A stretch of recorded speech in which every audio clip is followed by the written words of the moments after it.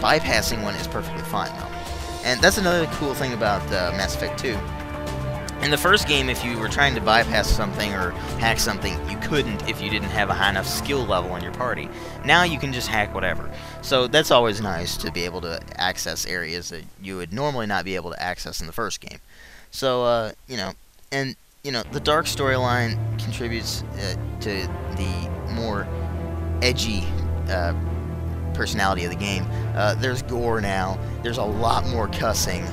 Most of it's mild, but you do hear some F-bombs from certain characters in certain situations, and for the most part, they actually make sense instead of just being an excuse for dropping the F-bomb like a lot of games these days.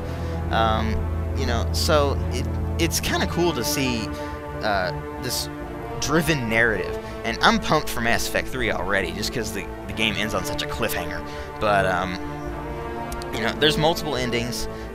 Some of them are better than others. But I'm not gonna spoil the game for you. But you know, the game it's oriented more towards action than role playing. The only real instances where you know you're role playing are when you level up and you have to, you know, assign skills, and when you do the Paragon Renegade system.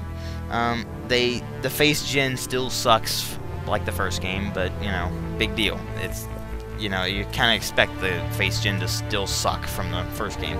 But hopefully they'll fix it in Mass Effect 3 if they, you know, I hope they don't do the same thing they did with this one and, you know, kill off the main character again. So it's just like, yes, you know, I'm so badass I get killed multiple times and all it does is piss me off. That's actually a line said in the game. It's like, well, look, they killed you and all it did was piss you off. So, you know, stuff like that. And there's a lot more sarcasm in the game now. Overall, I'd say it's much better written. And, you know, the shortcomings of the game are mostly, you know, stuff like, well, there should be more weapons and gear and all that. There should be, you know, more chance to do what you need to do, because once you hit a certain point in the game, it basically, like, time locks you almost into this chain of events. But, anyway,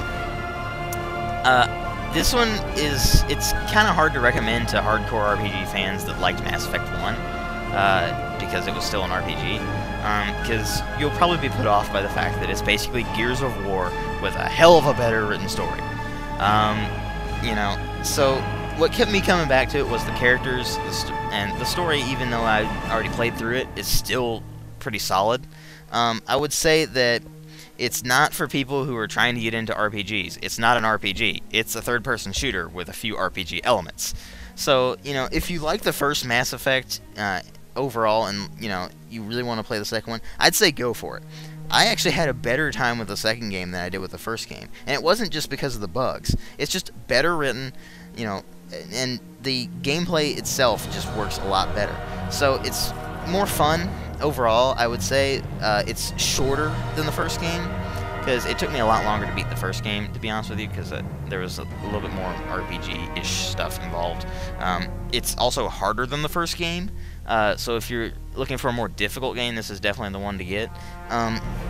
New players to the series can just jump right in and play it, but I do recommend that if you have the first game, get it for whatever system you had it on, Xbox 360 or PC, and import your save game from the first game, because you will find that you will be so much more satisfied playing it from your old save file than playing it from the so-called canon storyline, which, you know, it's really not much of a canon storyline, to be honest with you.